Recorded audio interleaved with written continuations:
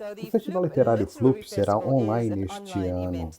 O tema será Corpos Vulneráveis. Falamos da comunidade LGBTIQA+, de povos negros e indígenas. Esses são pontos focais cruciais e universais no contexto da pandemia da Covid-19 e dos protestos antirracismo de 2020. Meu nome é Iman Rapete, sou jornalista, escritora e executiva. Minha base é em Johannesburg, mas o mundo é meu escritório. É um grande prazer conversar hoje em nome da FLUP. Nosso convidado hoje é ninguém mais, ninguém menos que o estimado professor Akili Mbembe. Ele tem uma ótima carreira. Brinquei com ele que preciso abreviar seu currículo. Vou passar alguns dos pontos principais para vocês verem como o trabalho acadêmico dele é importante. Ele é um pensador, escritor e teórico político camaronês, recebedor de muitas honras, inclusive um doutorado em História da Sorbonne de Paris. Ele é professor auxiliar da Universidade de Columbia de Nova York, pesquisador sênior da Brookings Institute em Washington, D.C., professor adjunto da Universidade de Pensilvânia, e a lista segue adiante. Ele é uma figura importante no surgimento de uma nova onda da teoria crítica e escreveu muito sobre política contemporânea e filosofia. Entre os livros, há um de sucesso no Brasil, Crítica da Razão Negra. É um grande prazer conversar com você hoje. Obrigado, Iman. É verdade. Você sabia que o festival já tenta trazer você há 5 anos para fazer parte dos eventos? É uma grande honra. Eu agradeço em você em nome dos organizadores do festival. Acho que o ponto apropriado para começarmos é reconhecer o contexto do mundo em que nós vivemos. Há tanta coisa acontecendo hoje em dia e parece que certos temas específicos convergem. Pedidos de justiça, o reconhecimento de que a riqueza nas mãos de uma elite é uma grotesca mancha no mundo, no contexto da desigualdade. E tudo isso foi ampliado pela Covid-19. Como você caracteriza o nosso mundo atual?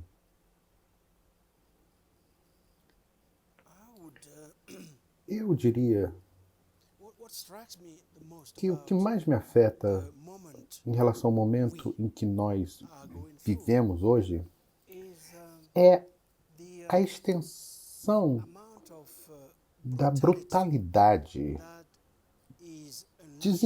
desencadeada quase em todos os lugares do planeta. Brutalidade contra a natureza, o meio ambiente, brutalidade contra aqueles entre nós que são os mais vulneráveis. E a brutalidade resumida pelo sistema econômico no qual vivemos hoje. E isso se prende ao desenvolvimento tecnológico de um calibre que nunca vimos antes na história da humanidade. Então, a combinação do desenvolvimento tecnológico e as formas de violência arcaicas e futuristas, essa combinação deixou muitas pessoas na pior. A questão de quem é importante e quem não é, e o que fazer com aqueles que nós não achamos importantes, essa questão ganhou uma tração que não tinha há uns 50 anos. E sobre o sistêmico, as coisas institucionalizadas que nos mantêm no cenário em que nós nos encontramos, não? A combinação do desenvolvimento tecnológico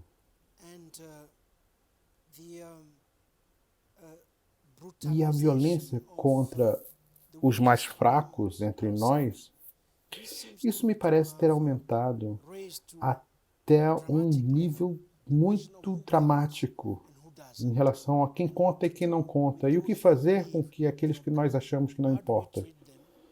Como nós os tratamos? Como que nós devemos atender às suas necessidades ou não.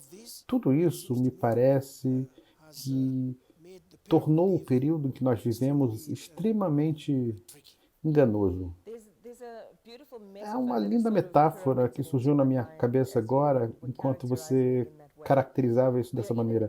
Nós estamos numa era em que nós nunca tivemos tanta informação, mas a nossa consciência, ela está empobrecida. É como você ter uma biblioteca, mas quando você abre os livros, as páginas estão em branco. Você tem razão. O conhecimento que nós temos agora é algo impressionante. A porção desse conhecimento que é acessível também é incrível, mas ainda assim o paradoxo é que o nível de ignorância obstinada jamais foi tão alto como é agora. Provavelmente porque a ignorância é filha da irresponsabilidade e da indiferença. A ignorância é cultivada como estratégia, tanto pelos que dominam, quanto por alguns que são dominados. A estratégia é de não se responsabilizar, e menos ainda pelo estado do nosso mundo, da maneira como se encontra hoje. E o fascinante é que nós não abandonamos a nossa capacidade de coalescer, de nos unir em torno de questões que acreditamos. Isso leva à questão dos que se tornam quase mártires, líderes em protestos e manifestações que vemos no mundo. Tem gente morrendo todo dia e elas morrem em circunstâncias terríveis, seja pela brutalidade policial ou assassinatos. No entanto, algumas mortes têm a capacidade de nos unir, tanto a comunidade, o país onde a pessoa morava, e depois o mundo todo. Pensando, por exemplo, no que aconteceu com George Floyd, ou até antes com o Martin Luther King, Marielle Franco, Adama Traoré, e agora, como citei, George Floyd. Por que algumas mortes, especialmente nesse cenário de necropolítica, não são toleradas? O mundo diz, basta, já chega.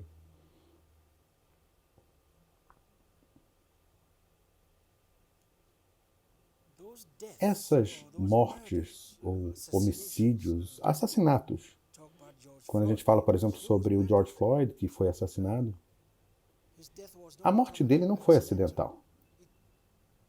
Parece ter sido um acidente, mas não foi. Essas mortes tendem a falar. Eu quero dizer que são mais do que a morte em si. Essas mortes se tornam o que nós vivenciamos como mais do que a morte do indivíduo que está sendo colocado ali no túmulo. Geralmente, essas são mortes que falam de uma causa.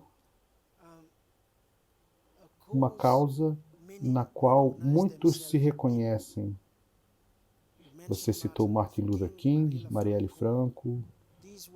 Esses foram indivíduos que, durante a sua vida, eles se dedicaram a uma causa. E eles morreram como consequência da sua dedicação à causa da justiça, particularmente no caso de Martin Luther King. É um grande exemplo. E, nesse sentido, ele foi um mártir dessa causa. Ele falava muito além dele mesmo, da sua família, da América. Ele falava para o mundo todo. A morte do George Floyd é de um tipo diferente. Ela aconteceu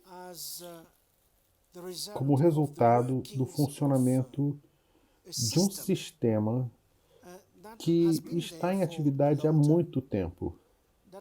Ele finge ser invisível, porém nós vemos os seus resultados nas vidas que ele destrói. Não em todo tipo de vida, mas na vida dos negros. Então, o Floyd foi uma vítima da guerra travada contra os negros.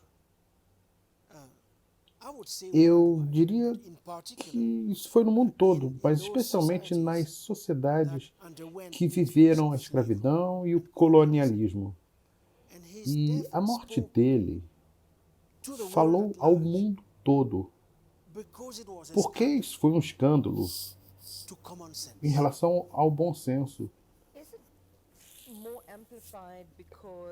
Isso foi mais amplificado porque nós podemos nos ver representados nessa história.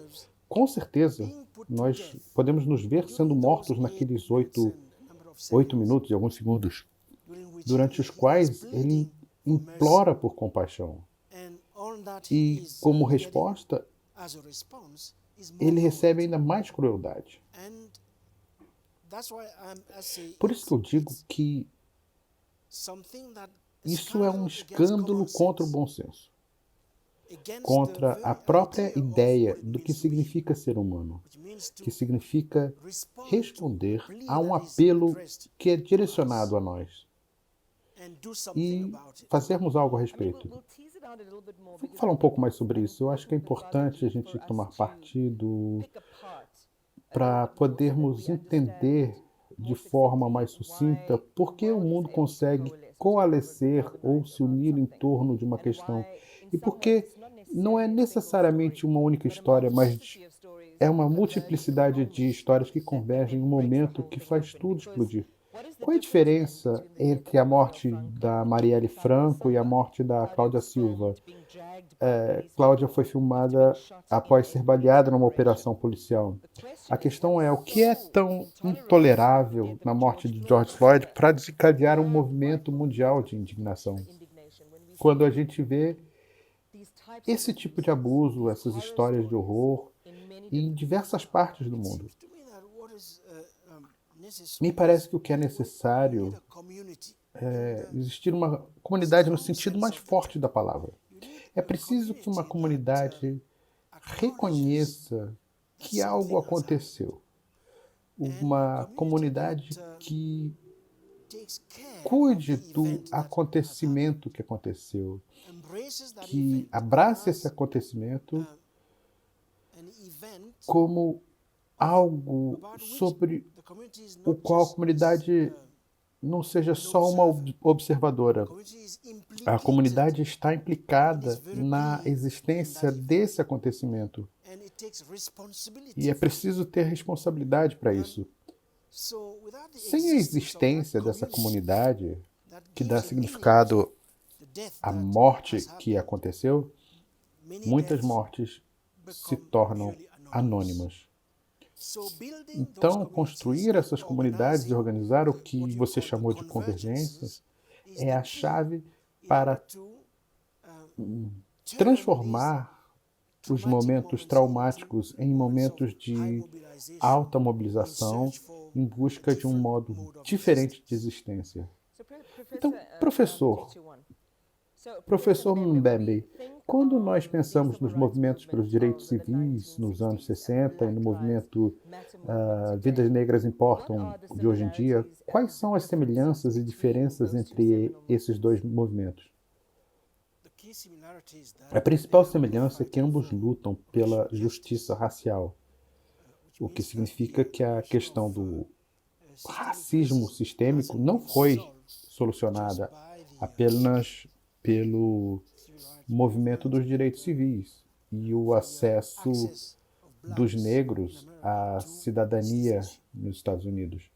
Mas me parece que o movimento Vidas Negras Importam vai um pouco além, no sentido de que ele visa fundamentalmente colocar um fim à guerra contra os negros nos Estados Unidos.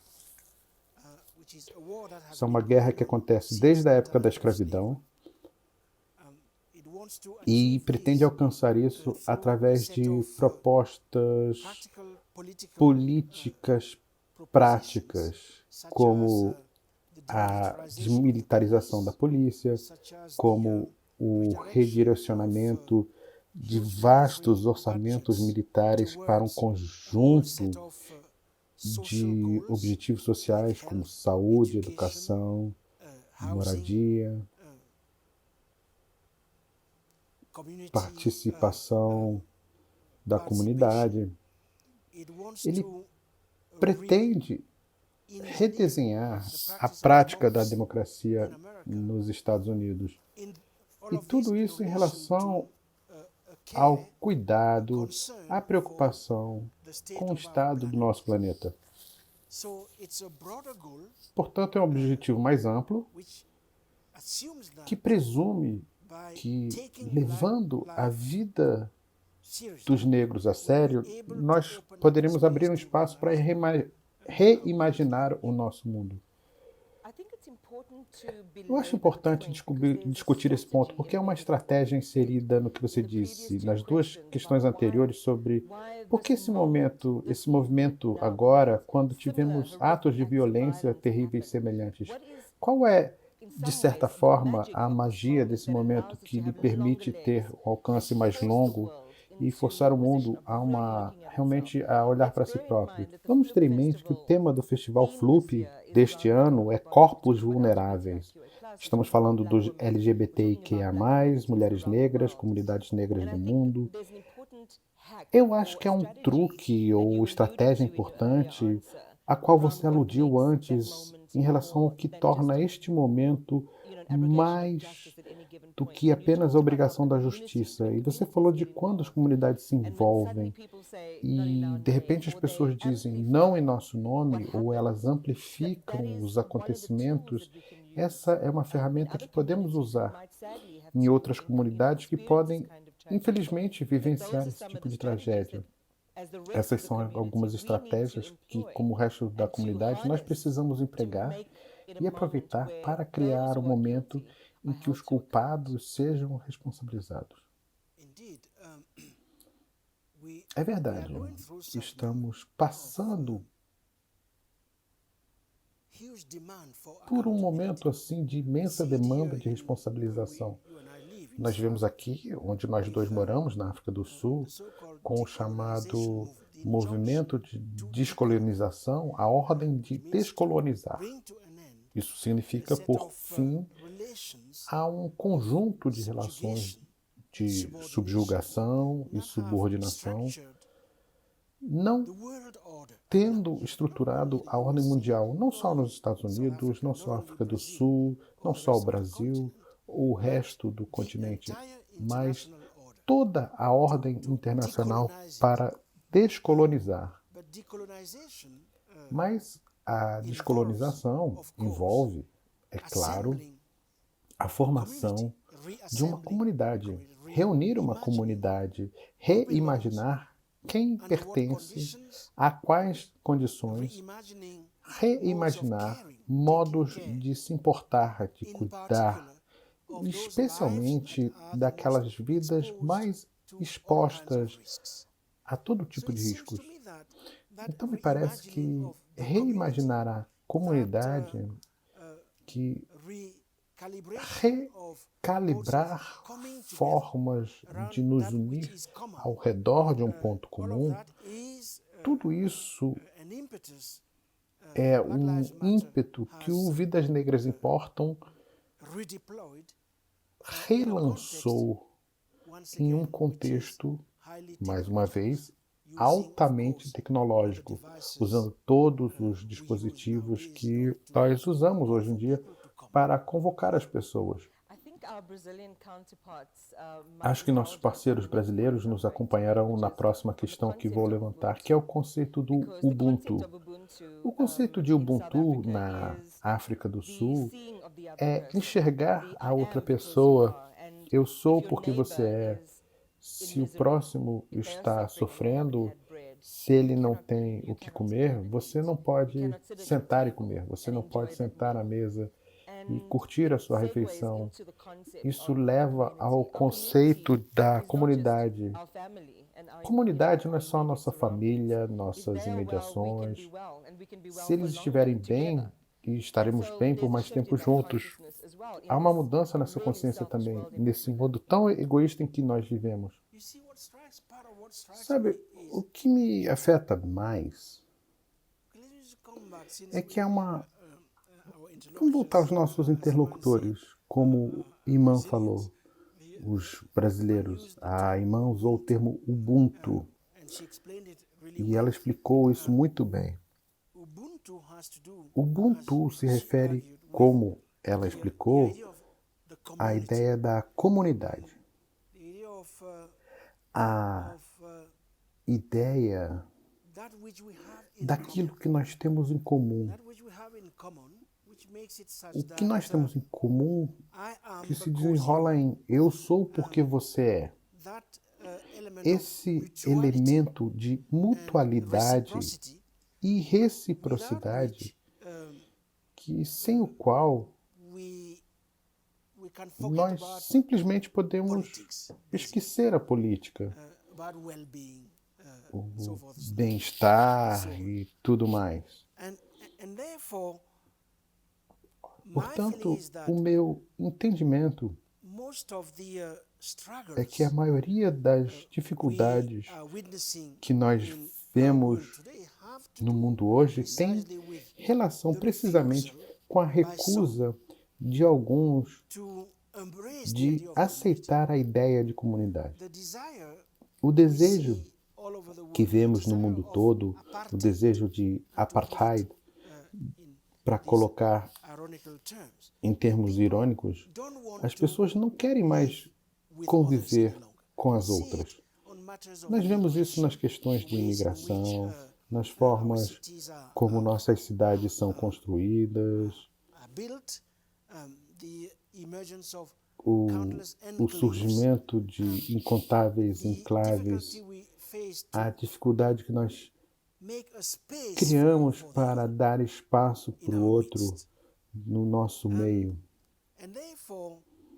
E, sendo assim, o projeto do Ubuntu se torna importantíssimo nesse contexto, que é caracterizado, e talvez não tenhamos ressaltado isso bastante, pela catástrofe ecológica iminente que o nosso mundo enfrenta. Não é claro que nós estaremos aqui daqui a 100 anos, que a espécie humana vai estar viva. Porque parte do que está acontecendo, e nós vimos isso no Brasil, com tudo que está acontecendo na Amazônia, os incêndios, a chamada crise climática, o que está em jogo nessas transformações é a possibilidade da nossa própria sobrevivência como espécie.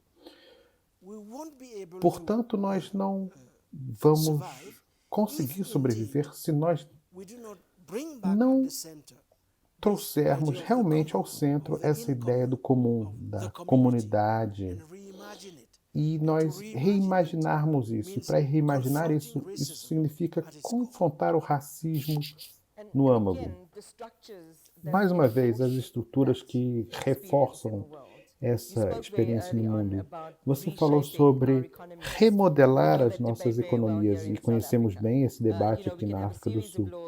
Podemos ter leis que deem acesso às oportunidades e aproximem as pessoas ao poder, mas isso não se traduz em números que demonstram que houve um deslocamento em direção a um ambiente de trabalho melhor, uma representação econômica da mulher negra. São essas estruturas que precisamos desmontar. Como podemos começar? Enquanto você está pensando, quando nos dizem, ano após ano, em relatórios que um certo percentual dos mais ricos do mundo, que 1% detém metade da riqueza do mundo, esses são números espantosos.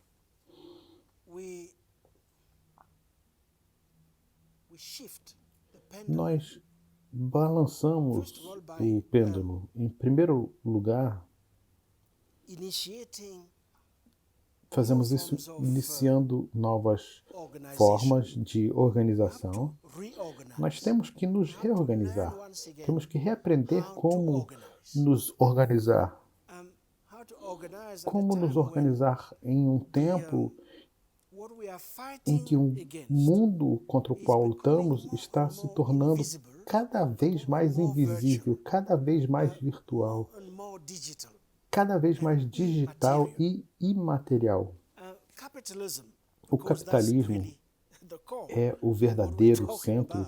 Nós estamos falando de um sistema, o sistema capitalista em sua encarnação neoliberal.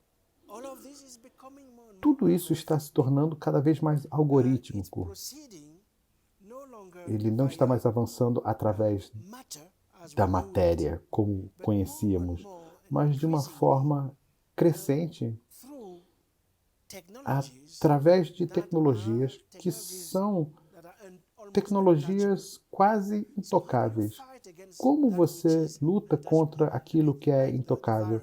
É como o vírus, o Covid-19. Nós sabemos que o vírus está em algum lugar aqui, mas não podemos vê-lo, não podemos tocá-lo. O capitalismo está se transformando nesse tipo de inimigo. Portanto, nós precisamos inventar uma inteligência diferente dessa luta, em condições que se tornam cada vez mais virtuais, imateriais e também mais brutais e violentas. Então me parece que nós não conseguiremos sem reimaginar o que significa lutar. Não conseguiremos sem reimaginar a finalidade da economia. Para que serve a economia? A economia não tem nada a ver com a destruição do planeta. Quando ela é compreendida adequadamente. Não podemos continuar com um modelo econômico que vai resultar na destruição da biosfera. Porque se nós persistirmos nessa trajetória, a nossa própria sobrevivência vai estar em jogo. Não o Brasil, não a África do Sul, não a Imã ou eu, mas a espécie humana como um todo. A humanidade não pode continuar destruindo tudo à sua volta. A natureza, os animais, uns aos outros, o meio ambiente, uns aos outros, esperando obter algum resultado disso. Nós precisamos criar um paradigma totalmente diferente. E ele precisa ser construído com base no cuidado que nós temos em relação aos humanos e aos não humanos. A propósito, você falou do Ubuntu. Nós tendemos a esquecer o conceito de Ubuntu, porque ele vai além dos seres humanos. Ele envolve todo o universo. Ele envolve a preocupação com a vida, as espécies vivas. Como criar espaço para todos os habitantes da Terra. A única maneira pela qual a vida existe e que nós precisamos compartilhar como pré-requisito para a nossa própria sobrevivência. Então, parece que o grande horizonte que a gente precisa começar a pensar a respeito, além das estratégias e mecanismos para que isso se torne realidade. Isso é uma tremenda tarefa. É isso que se trata o Vidas Negras Importam. Isso não se trata só dos negros. Porque a gente tende a esquecer, quando nós lemos os pronunciamentos daqueles envolvidos no movimento, ele não é só para os negros. A maneira como os negros sempre foram tratados nos tempos modernos, muitos outros que não são negros, no sentido vulgar da palavra, também são tratados assim. Da mesma forma que nos tratavam, estão tratando agora muitas outras pessoas exatamente do mesmo jeito. Então, isso ultrapassa a questão racial. Trata-se da sobrevivência da espécie humana, sobretudo dos mais vulneráveis entre nós. Se o mundo não está despertando, certamente precisa despertar nesse momento. Você fala sobre todos esses temas, isso é interessante. Por que não há um tema único? Todos os temas se interligam. A maneira como nós humanos coexistimos também. Nossos destinos estão interligados. Então, diga sua opinião sobre a participação dos descendentes de escravos, como você viu recentemente nos noticiários, nos movimentos sobre como corrigir o passado do poder colonial. Eu ainda não vi ninguém se desculpar pelo que fizeram em nome da expansão. Mas a participação de descendentes de escravos que estão na base da formação dos Estados Unidos, e qual é o impacto dos filhos nas novas ondas migratórias? Eles fazem parte da história, gostando ou não. Eu dou aula nos Estados Unidos uma vez por ano, eu já os vi. Claro que há afro-americanos, descendentes de escravos africanos, que foram transportados para o Novo Mundo. E depois houve várias outras ondas de migração. A mais recente foi dos últimos 25 anos do século XXI, do século XX, início do século XXI. Eles não são escravos, eles não chegaram aos Estados Unidos como escravos, eles chegaram lá como filhas e filhos de pessoas bem instruídas, de diplomatas, de gente que estudou em ótimas instituições.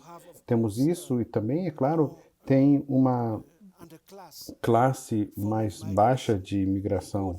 Eles migram, não são americanos no sentido tradicional da palavra. Mas isso não importa. A partir do momento em que você é uma pessoa negra na Terra, ou a partir do momento em que você é um descendente de um africano, o seu destino é imediatamente ligado ao destino da África, gostando ou não. Primeiro, você é percebido como tal. Segundo, enquanto a África não for autossuficiente, você não poderá desfrutar dos benefícios de ser um ser humano pleno, não importa onde você estiver. Não é uma questão de escolha, é uma questão de compromisso para redesenhar o mapa da humanidade em relação às questões de raça, de gênero, mas também em relação ao que nós falávamos há pouco do mundo do não humano, a biosfera, a ecologia, o meio ambiente, a natureza e por aí vai. E reimaginar algo novo. É assim que eu vejo. O racismo, ou a luta contra o racismo, é intrinsecamente ligada à luta contra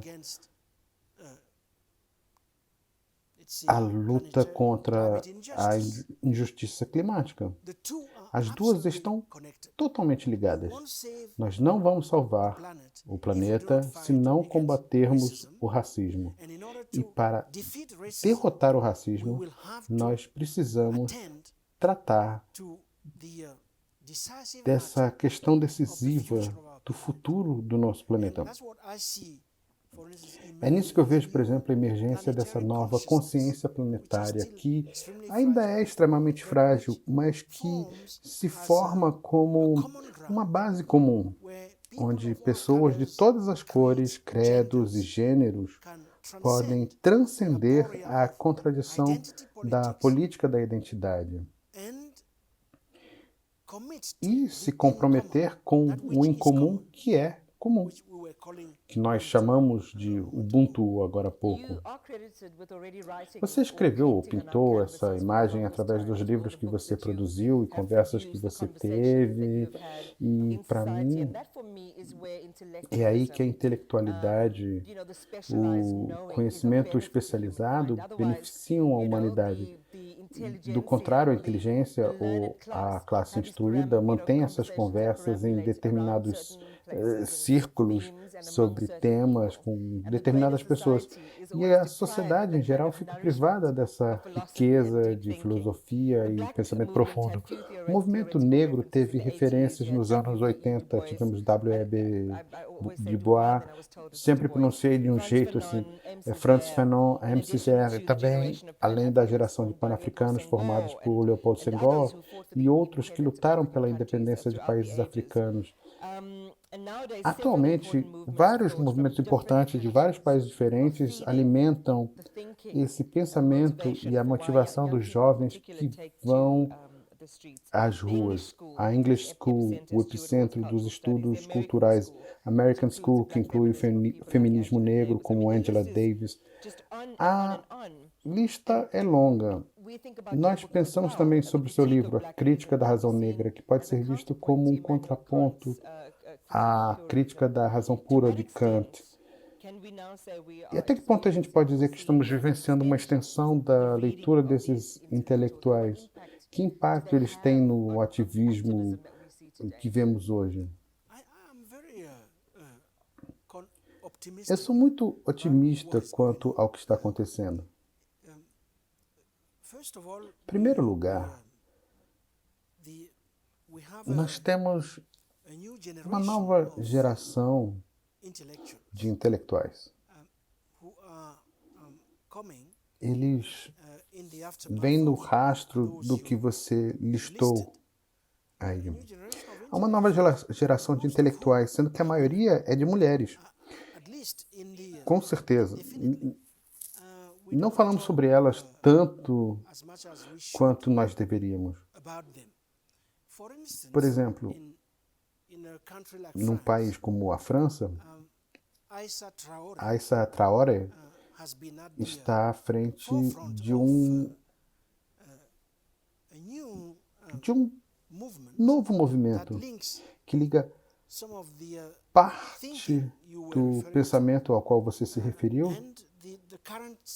com a situação atual dos jovens negros e além disso, por exemplo, ela é uma intelectual orgânica. A maioria dos que lançaram o movimento Vidas Negras Importam nos Estados Unidos são mulheres. Então, tem algo sendo gerado aí e nós precisamos prestar atenção nisso. A mesma coisa acontece em domínio das artes em geral. Muito da intelectualidade da diáspora negra emergiu desse campo. É um campo que, em fase do renascimento, eu diria, com novas conexões sendo feitas entre a diáspora e o continente. Então há essa nova geografia de pensamento sendo articulada. Como eu falei em relação à questão da descolonização. Só que isso vai muito além disso. Isso pega a África como um dos locais da Terra onde o futuro do planeta está se desenrolando. Pensando em termos do futuro africano, e isso não necessariamente são futuros como parecidos com o que vivemos no passado, colonialismo, exploração e por aí vai, mas sim futuros de possibilidades e potencialidades. Então, tudo isso significa que esse grande reservatório de ideias que está presente, que está sendo explorado por alguns movimentos, mas não muitos, isso precisa ser transformado, como você falou, num movimento de massa, para que isso possa impactar práticas em locais específicos. É aí que está a frustração, é onde temos os mais os pensamentos avançados do continente mais incríveis que tiveram como professores o Senghor, Césaire, os Fanons, que impactaram o que nós chamamos de intelectualidade africana. Ainda assim, um continente com imensas oportunidades em termos do boom da população jovem, dos depósitos de riqueza que nós temos, a nossa terra, o nosso solo no continente, que é exportado para beneficiamento, importado de volta. Se nós somos o reservatório desse pensamento avançado, como ainda não tivemos um movimento que varresse o continente em locais onde as pessoas com raízes africanas vivem de uma forma significativa o bastante para causar a mudança e dar um basta? Isso está vindo. Está vindo. Está vendo? Tá. Está sim. Eu acredito nisso. Mas isso precisa de um empurrãozinho. Primeiro, precisa sair desses lugares reservados. Isso precisa se popularizar. E para ser popularizado, nós precisamos abrir a África para si mesma. Esse é um pré-requisito. O continente é gigantesco, em todos os sentidos da palavra. 30 milhões de quilômetros quadrados. A superfície, a geografia, em termos do que tem no subterrâneo, né, no solo, a quantidade de riqueza que está depositada no subterrâneo do continente, em termos de toda a quantidade de capital natural que ela tem. Seus rios, suas florestas, seus desertos, tudo. A África é uma potência em reserva. Mas essa potência em reserva precisa se transformar em potência real, para o benefício do povo africano e dos descendentes africanos, mas também para o benefício de toda a humanidade. Porque tudo isso está interligado. Mas para conquistar isso, precisamos transformar a África em um imenso espaço de circulação.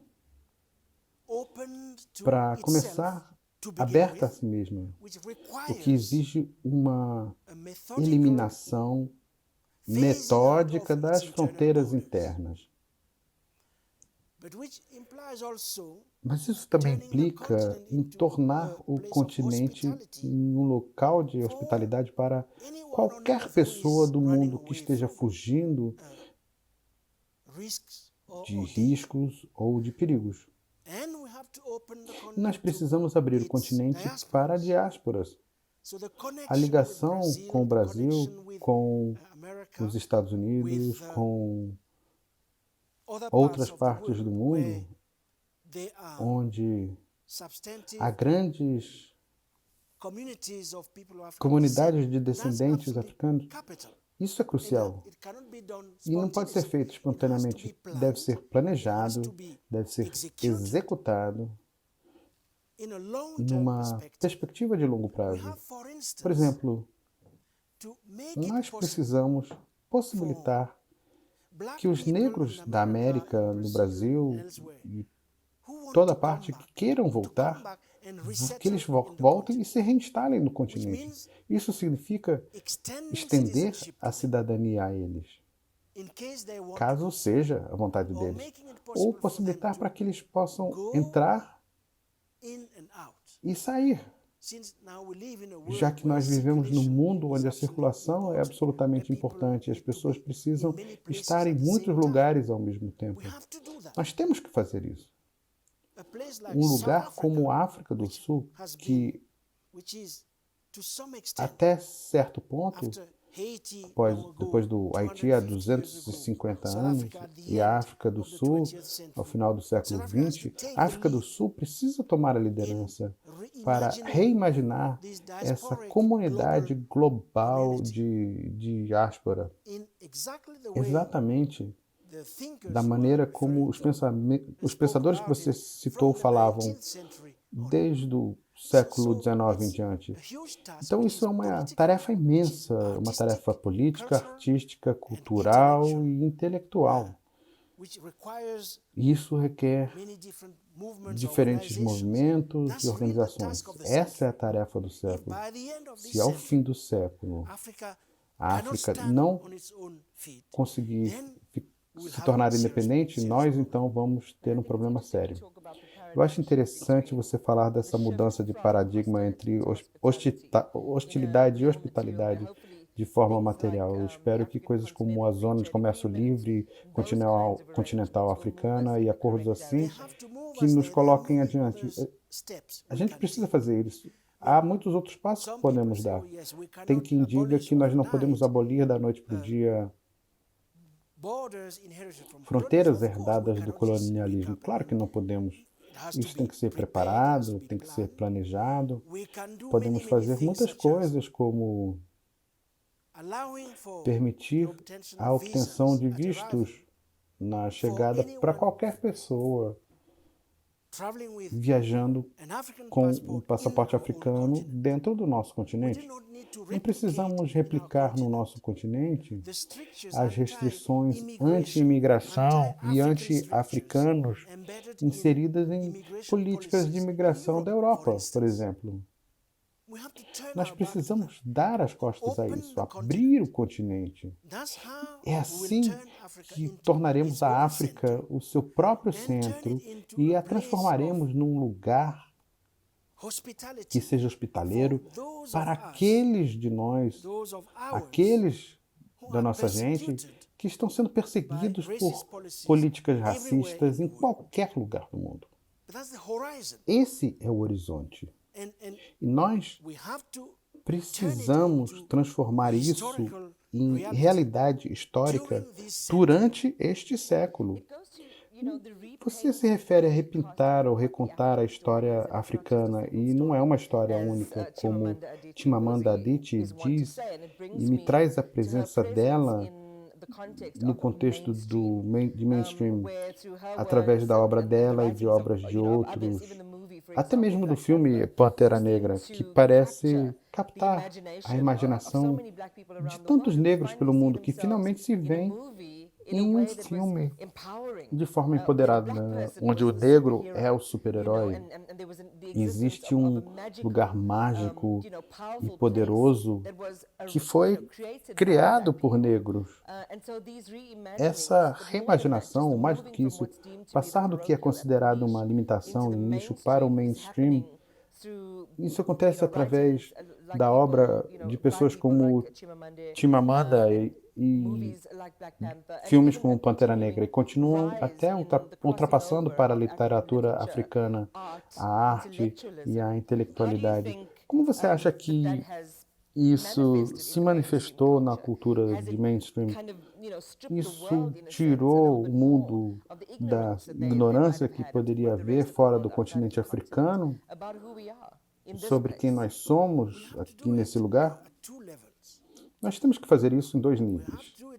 Temos que fazer isso por nós mesmos, construindo o que eu chamo de esfera afropolitana. Afropolitana no sentido de que a África faz parte do mundo.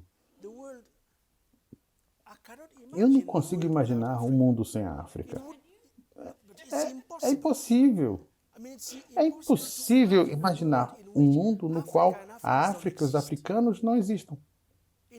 Seria um planeta totalmente diferente.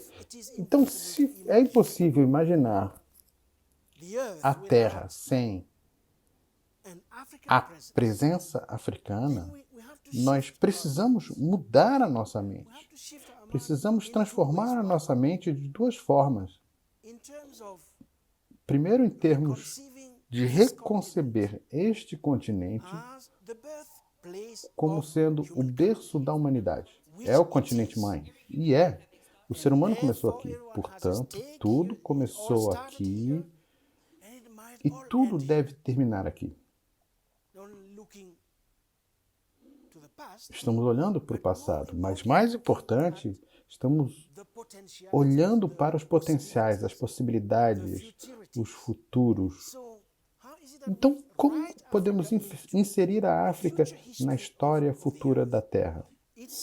Esse me parece ser o desafio fundamental, desafio intelectual, também artístico do século XXI. E eu falo isso com veemência porque até o final do século, a maior parte da população estará vivendo aqui, apenas como resultado de transformações demográficas. O maior número de jovens na Terra será daqui. Então, o futuro está escrito nesse lugar e nós precisamos colocar esse lugar no futuro da Terra. Esse é o desafio político e filosófico. E o desafio artístico também. Eu sempre volto a essa questão de arte e estética como sendo a base de tudo. Nós precisamos mudar a história. Não só mudar, mas enriquecer a história. Porque a maneira como ela é contada agora, ela é uma história de empobrecimento. Qualquer um que escreva a história da humanidade, a história da Terra, subtraindo a África, está nos empobrecendo fundamentalmente. Então me parece que o que está acontecendo, e você citou Pantera Negra é um mosaico de todos os debates que vem ocorrendo do século XIX até agora, sobre como transformar esse continente em seu próprio centro, para o nosso próprio bem, mas também para o bem da Terra. Ele é o resumo de todas essas discussões. E ele abre a nossa imaginação para a época em que ser negro não será um risco em nenhum lugar do mundo. Porque até agora tem sido isso. Por isso que o George Floyd foi morto. Por isso que a Marielle Franco foi morta. Por isso que essas pessoas sofrem violências. Não é por acaso. Não é um acidente, mas é o resultado de um sistema organizado que trava uma guerra contra os negros há muito tempo. Então, para pôr fim à guerra contra os negros, nós precisamos tomar essas atitudes e a maior parte é mental e intelectual. Isso remonta a... Não é bonito, é lindo que muitos temas se sobreponham. Se você pensar em corpos vulneráveis, que é o tema desse festival literário, se pensar nas comunidades LGBTIQA+, altamente invisíveis, sobretudo nesse continente onde há leis para acabar com eles. E quando a gente pensa no conceito do Ubuntu, porque isso se trata dos gays, quando nós vemos alguém em quem nós vemos, somos menos propensos a lhe fazer mal, pois estaríamos fazendo mal a nós mesmos. Então, embora tenhamos esses filmes e tenhamos esses escritores incríveis que nos mostram que a África não tem uma dimensão só, essa face brutal que precisa ser rebrutalizada num cenário em que os grilhões não são físicos, mas são emocionais, psicológicos, econômicos. Isso é o bastante para redirecionar a consciência mundial. Isso é o bastante para mudar a lente pela qual nós vemos aquilo que diferenciamos as comunidades e tudo que nós consideramos invisíveis?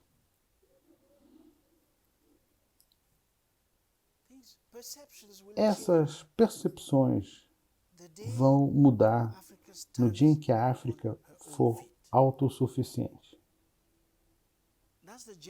Essa é a resposta genérica. Enquanto nós não formos capazes de ficar de pé nos nossos próprios pés, as percepções vão continuar sendo as mesmas. Então, a forma de mudá-las é cuidar de nós mesmos. É transformando essa imensa e magnífica região do mundo em um grande lugar hospitaleiro para a vida, para aquilo que estiver vivo. É assim que nós voltamos as nossas costas para uma longa história de violência em outros lugares, mas aqui também, porque ambos estão interligados. Então, se nós quisermos pôr fim à violência contra os negros, ao fato de que eles estão expostos mais do que qualquer outro grupo de pessoas à morte precoce, quando você morre antes da sua hora, as condições são tais que você poderia ter vivido por 70 anos, mas você só vai viver 35. Não por causa de um acidente, mas porque é assim que as coisas são. As coisas são feitas, organizadas, legisladas, de forma que você jamais chegará aos 70 anos. Você só chegará à metade. Você vai sumir antes dessa hora. Morte precoce, morte prematura. É isso que nós precisamos combater. Se nós pusermos fim a isso, se mostrarmos sinais do que está acontecendo, as percepções vão começar a mudar. As duas coisas estão ligadas. Como é que nós amplificamos isso? Nós falamos sobre totens. De certa forma, um totem é um George Floyd. Um totem, em termos de uma pessoa viva, seriam as contribuições que grandes escritores e cineastas fazem à causa. No campo dos esportes, nos Estados Unidos, na NBA, eles fizeram atos contra a violência policial. Esse é um ponto de virada. Muitas pessoas estão refletindo sobre a importância de treinar jovens atletas, por exemplo, em universidades dos Estados Unidos. Essas instituições ofereceram bolsas para jovens negros talentosos que podem crescer e ser criados de forma muito consciente. Magic Johnson, por exemplo, falando sobre o vírus HIV, ele nos permitiu ver isso de uma forma diferente, que não era a morte e a devastação quando não sabíamos muito sobre o HIV. Ver alguém, como se diz em política, um representante ou alguém que tenha uma plataforma forte e que todos possam se ver representados. Isso dá uma sensação de legitimidade. Nós precisamos mais desses totens? Sim, nós precisamos de muitos, muitos mais. Gente que tenha voz, porque essas pessoas têm voz. Não só um rosto. Homens e mulheres, desportistas, claro que eles têm um rosto. Mas esse rosto precisa ser transformado em uma voz. E um certo tipo de voz. Você citou alguns deles. No futebol temos, por exemplo, gente como Lilian Thuram, que ganhou a Copa do Mundo acho que foi em 1998. E ele se tornou um escritor. Um filósofo incrível. Há pouco tempo, poucos dias atrás, ele lançou um livro novo chamado Pensamento Branco, que é uma análise do drama do racismo e como nós podemos transcendê-lo. Então, gente como ele, nós precisamos de mais gente assim. Mas nós também precisamos expô-las a outras com quem elas possam aprender. Expô-las a escritores, a jornalistas, pensadores como você, músicos. Nós precisamos de uma sinfonia transdisciplinar, de uma sinfonia com todos esses talentos para que os escritores não escrevam sozinhos num cantinho, que os atletas não joguem sozinhos num canto. Nós precisamos instituir diálogos entre todas essas plataformas, tanto dentro do continente quanto com as diásporas. Eu realmente acredito que precisamos de uma abordagem totalmente nova com relação às diásporas africanas. E as diásporas africanas no sentido amplo do termo. Não só nos Estados Unidos, mas também no Brasil.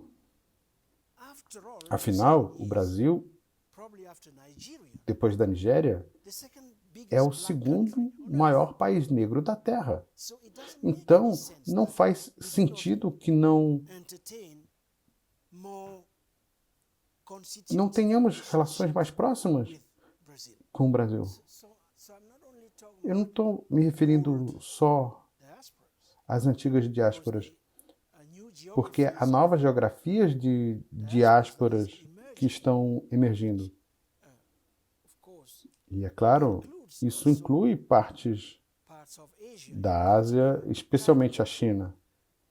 A China se tornou uma questão africana, vamos dizer assim, devido à sua implicação no nosso presente e no nosso futuro. Então, na verdade, nós não só tivemos um problema com o Ocidente, como a China se tornou um problema africano. E nós precisamos pensar na nossa posição do mundo em relação a essa potência emergente que está presente no nosso meio, estará cada vez mais. A minha observação ao ouvir você é parecida a estar numa sala sem oxigênio. Aí alguém abre uma janela, o oxigênio entra e aí fica muito refrescante. Quando você fala em coisas como sinfonias transdisciplinares, sabe quando você ouve algo que sabe que está certo, mas você não tinha ouvido antes? Eu acho que é muito forte o que você falou, porque dada a interligação do mundo em que nós vivemos, de repente você não consegue mais ver as coisas em silos. Tudo tem um impacto em tudo. Eu valorizo muito esse ponto de vista, porque nós precisamos nos concentrar nisso muito mais em amplificar os pontos, reempacotar, redirecionar as coisas para que haja uma verdadeira mudança. Qual é o papel, e você já falou sobre isso na nossa conversa, qual é o papel da África nos movimentos globais antirracismo? Ao fazer a pergunta, eu me dou conta que é difícil fazer essa pergunta. Porque, por exemplo, aqui na África do Sul, temos a ressaca do apartheid. A sombra dele ainda paira sobre esse novo amanhecer da democracia que nós vivenciamos. O racismo sistêmico ainda existe, nós vimos manifestações e nós continuamos vivendo com o legado do pensamento do apartheid numa economia não materialmente reconfigurada. E aí nós pensamos, estamos ocupados travando as nossas batalhas. Como vamos travar batalhas pelos outros? Como vamos nos tornar parte deles e eles de nós?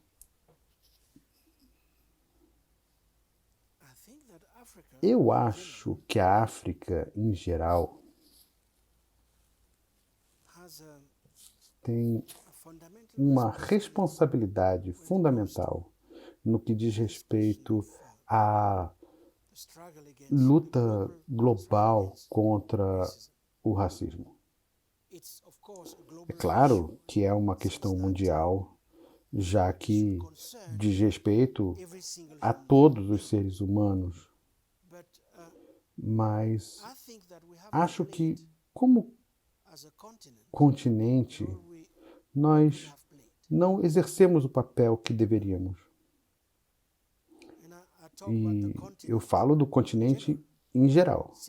Eu falarei sobre a África do Sul, se você quiser. Nós temos que nos responsabilizar pelas pessoas de descendência africana no mundo todo. Nós devemos a elas essa responsabilidade. A África. Você pode perguntar, quem na África? Você, estamos falando dos indivíduos de pequenas organizações? Não, todos nós.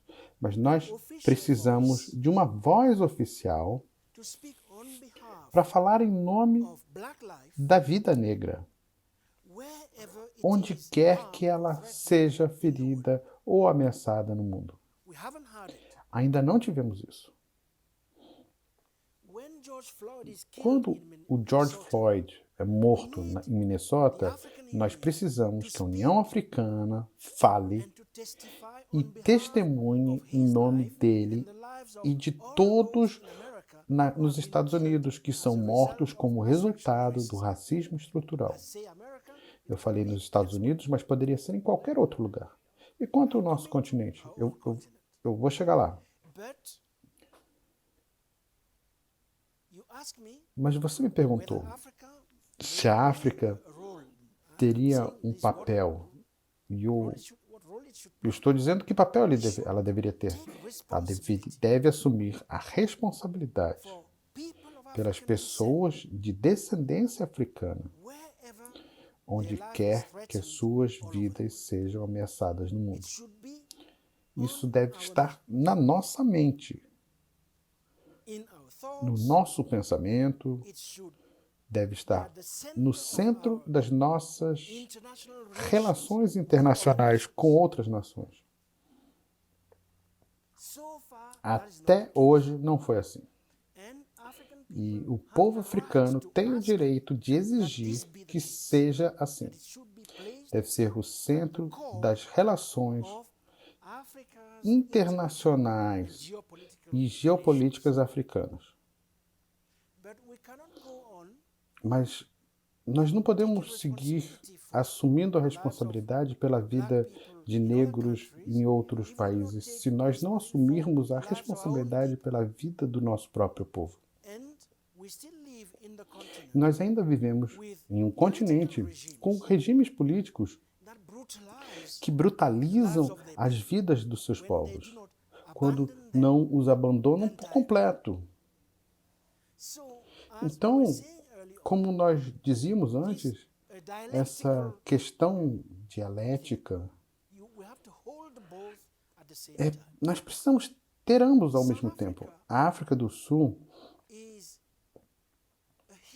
é um imenso recurso simbólico nessa configuração. É um imenso recurso simbólico por todo tipo de motivo. A África do Sul precisa parar de olhar para o próprio umbigo. É um recurso simbólico no sentido de que no fim do século XX, o colonialismo, o racismo e o imperialismo foram derrotados aqui. Nós temos que levar essa derrota a sério.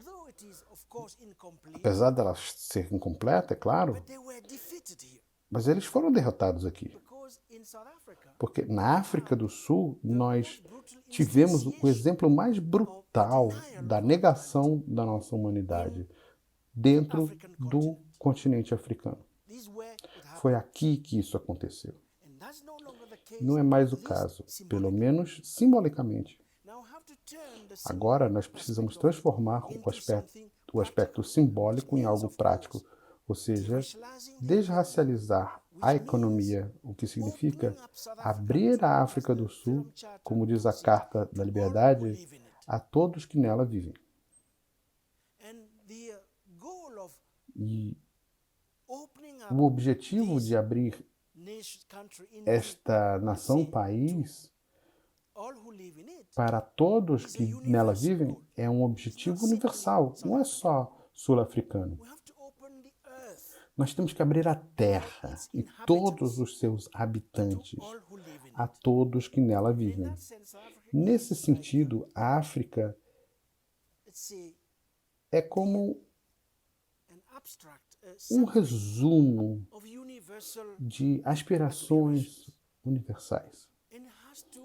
E ela precisa incorporá-las à sua política, às suas relações com outros países e assumi-las fundamentalmente. Uma última coisa sobre a África do Sul. Os negros não são a minoria aqui. Isso deve valer alguma coisa. Não somos a minoria aqui. Aqui é o único lugar da Terra em que os negros governam e têm poder substantivo sobre uma minoria branca. Em nenhum outro lugar do mundo existe essa configuração. Então, isso deve ter algum significado, ainda que eu não saiba qual é, mas para mim é totalmente empoderador. Contanto, é claro, que nós consigamos extrair as consequências políticas e filosóficas do que isso significa. Por exemplo, claro que eu viveria com prazer em outras partes do mundo, mas já que eu tenho que viver na África, eu acho muito bom que seja na África do Sul. Que bom que você disse isso. Por todos esses motivos. Pelo potencial que isso abre para nós. O que nós podemos fazer? Talvez ainda não tenhamos feito, mas tem muita coisa que nós podemos fazer. E eu gostaria muito que esse país aproveitasse a oportunidade, isso. Nós adoramos que você viva aqui. E que levasse isso adiante para o bem da humanidade. Há uma outra história que pode ser escrita sobre nós. Eu adorei como você colocou. Por isso que estou curtindo tanto essa conversa, quando você fala sobre o legado da África do Sul e que isso é um patrimônio simbólico no mundo. Isso é uma declaração muito forte e eu admiro você por isso. Não se pode falar sobre política sem falar sobre religião, que é a fonte da qual muitas das nossas comunidades recorrem. A religião tem um papel fundamental para os negros, isso é inegável, especialmente no que se diz respeito a negros.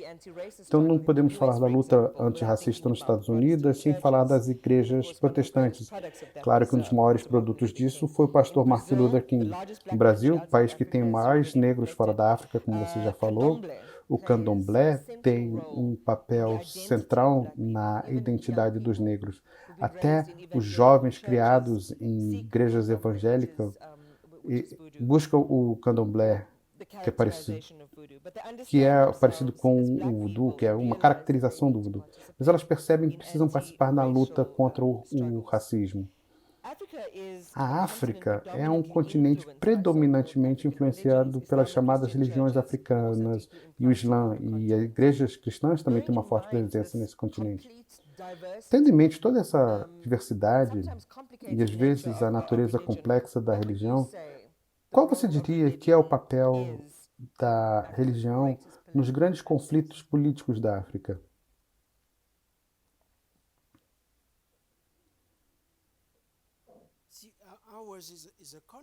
O nosso continente sempre esteve aberto a todas as manifestações de fé, seja na forma de igrejas ou não. A África é provavelmente o único lugar no mundo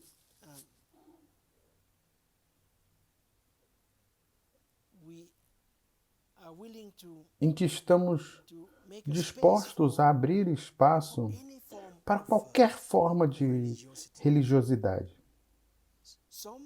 Alguns críticos acreditam que isso faça parte da nossa chamada fraqueza, mas isso depende de uma série de fatores. Em todo caso, eu acho muito marcante essa abertura, essa hospitalidade radical com relação a tudo.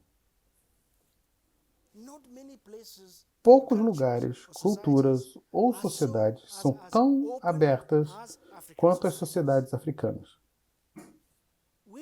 O que nos permite uma extraordinária plasticidade, uma capacidade extraordinária de interagir com aquilo que vem de longe. Nós não temos medo do que vem de longe, inclusive deuses. E nós desenvolvemos uma capacidade extraordinária de misturar isso tudo, de produzir essas misturas. O termo técnico é sincretismo, mas esse termo técnico é pejorativo, então não vamos usar isso. A capacidade de criolização, digamos assim, de unir elementos que, à primeira vista, não parecem combinar. Nós conseguimos misturá-los. E assim nós criamos culturas que podem parecer cacofônicas, por assim dizer, mas que, na verdade, têm muita vida e um dinamismo extraordinário. Então, a religião, na verdade, faz parte desse alicerce. Quando construímos uma casa, temos os alicerces. A religião pertence ao campo dos alicerces. E a principal função da religião, a meu ver, tem sido a de se dedicar ao processo de cura. Ao processo de cura que é necessário e que foi e é necessário devido à história de violência sobre a qual nós estamos conversando. Nós não teríamos emergido dessa longa história de violência mais ou menos intactos sem essa ligação, com esse apego com o que nós não podemos ver, com o que está além, com essas forças que movem o universo e os indivíduos. E que dão algum significado ao porquê de estarmos aqui. Por que estamos aqui? Por que é que no dia em que nós morremos, falta alguma coisa ou falta alguém? Essas questões finais, questões de significado supremo, são questões que a religião tenta examinar. E ao examiná-las, mitigar a violência mental ao que nós fomos sujeitados. Então, para mim, ela tem exatamente o mesmo papel hoje, diante da violência política, diante da insegurança econômica, diante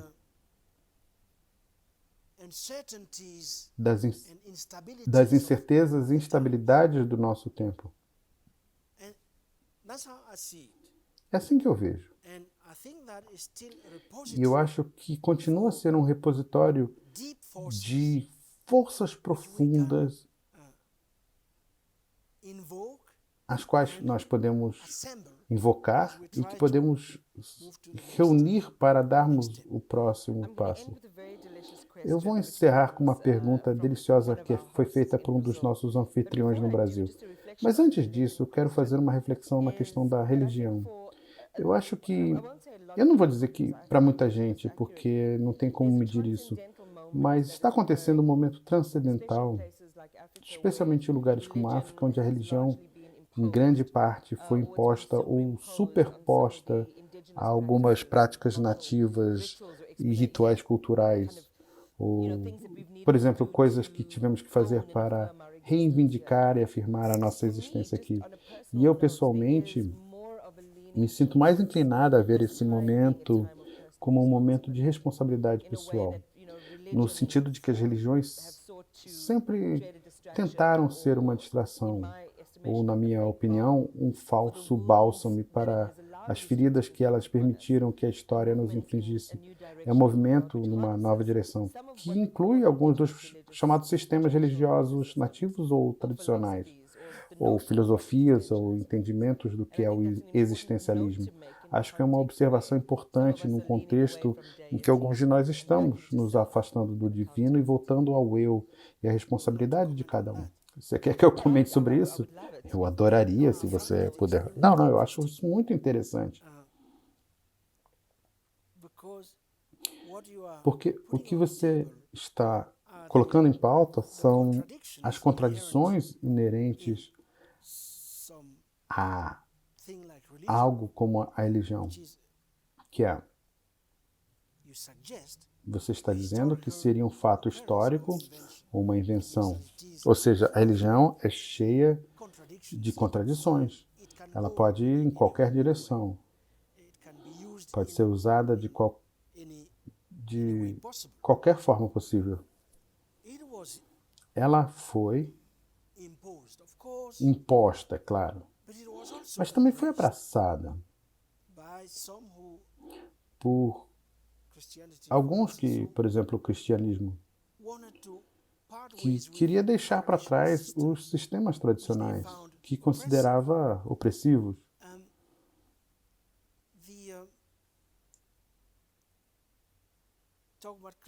Então, considerando o cristianismo especificamente, nós testemunhamos a secessão de muitos africanos das igrejas estabelecidas que vieram da Europa e a institucionalização de igrejas africanas com sua própria interpretação do Evangelho, as igrejas de libertação. Eu quero dizer que a religião não é necessariamente o ópio do povo. Ela também pode ser um elemento-chave no projeto de emancipação e libertação de um povo. Nos Estados Unidos, especialmente os negros dos Estados Unidos, desde a escravatura, nunca teriam sobrevivido sem alguma espécie de relação, algum sentimento de transcendência, por assim dizer. Mas no que diz respeito à responsabilidade individual, o que chama a minha atenção é o fato de que muitas pesquisas antropológicas, especificamente, salientam o fato de que em algumas dessas novas igrejas, a questão da responsabilidade pessoal está no cerne do novo evangelho. É claro que precisamos insistir na responsabilidade pessoal, sem perder de vista as coisas que estão além da responsabilidade pessoal. Não é verdade que quando falhamos, a responsabilidade seja sempre individual. Há também a questão das estruturas.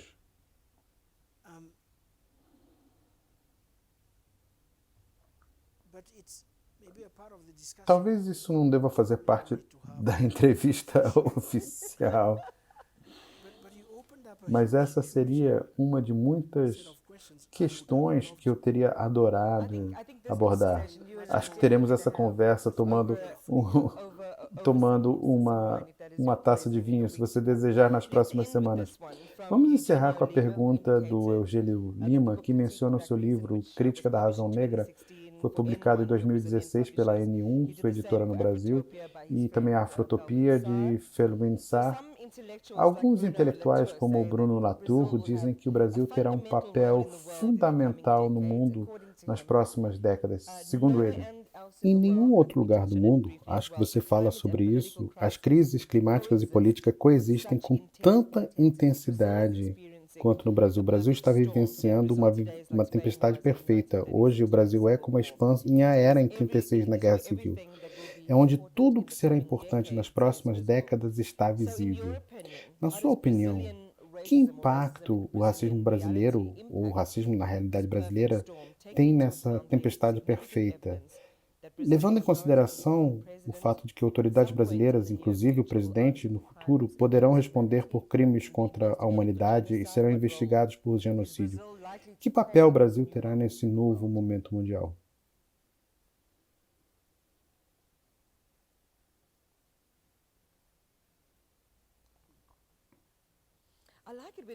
Eu gosto dessas pausas, mostra que as perguntas estão tocando lá no fundo e você tem que organizar seus pensamentos para responder. É uma pergunta importante, é um momento central e tangencial que está acontecendo ao mesmo tempo.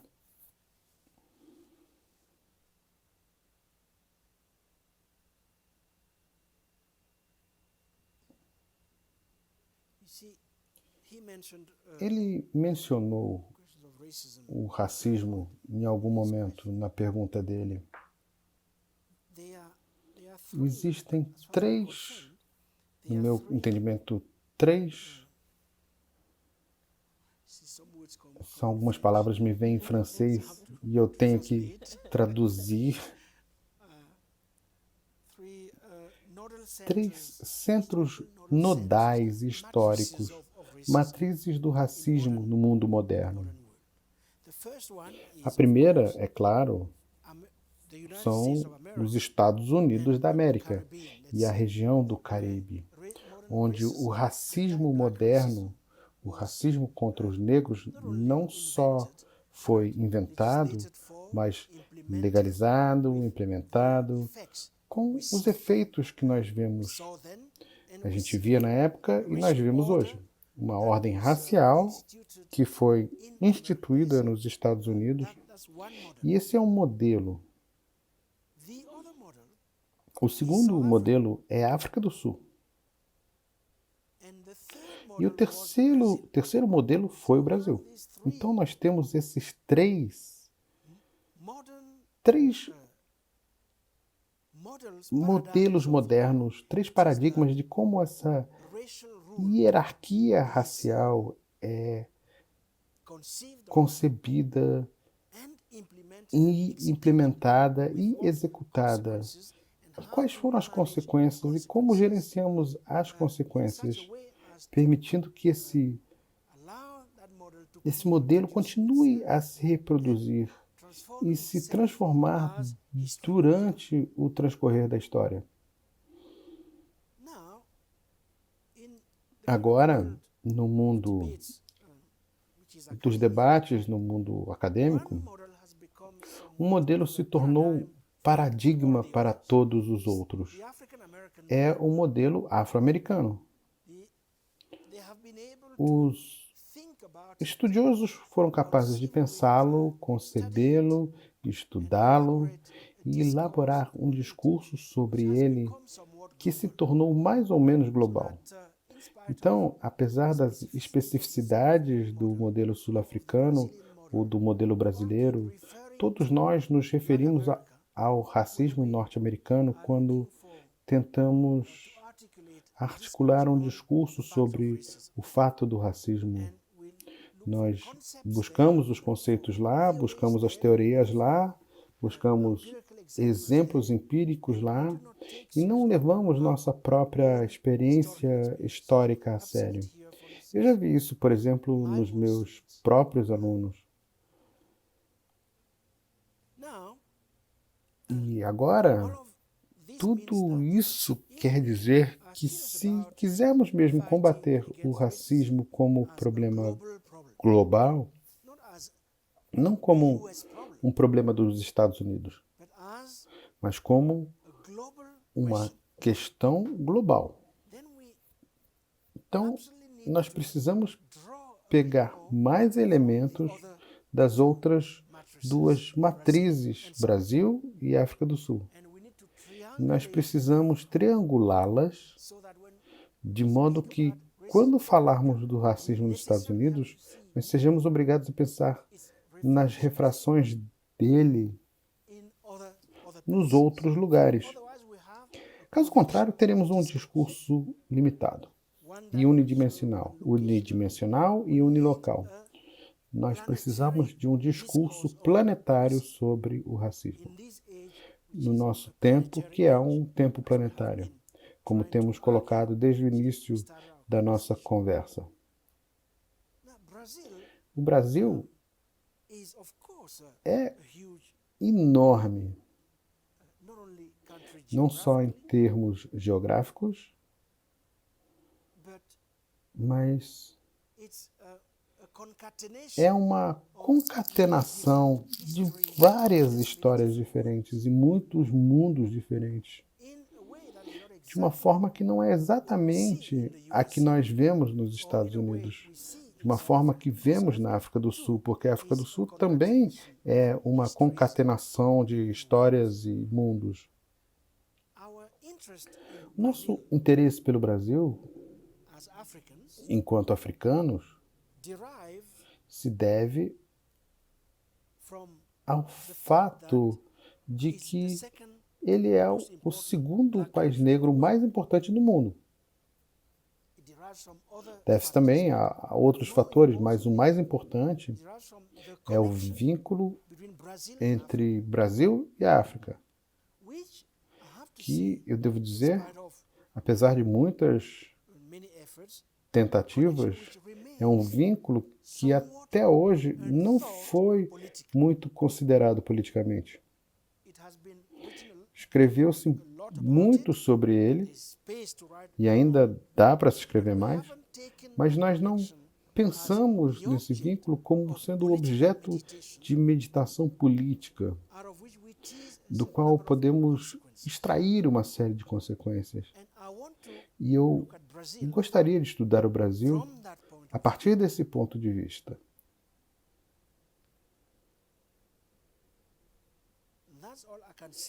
É só isso que eu tenho a dizer em resposta a essa pergunta. Normalmente, ao encerrar a entrevista, eu apertaria sua mão, mas estamos numa pandemia do Covid-19.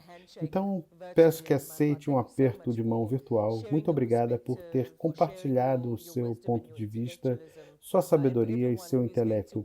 E a todos que estão vendo essa entrevista, eu espero que vocês tenham gostado e que isso provoque alguma coisa em você, além do mero prazer de uma conversa, que isso se traduz em ação para a sua comunidade, talvez numa mudança na sua consciência.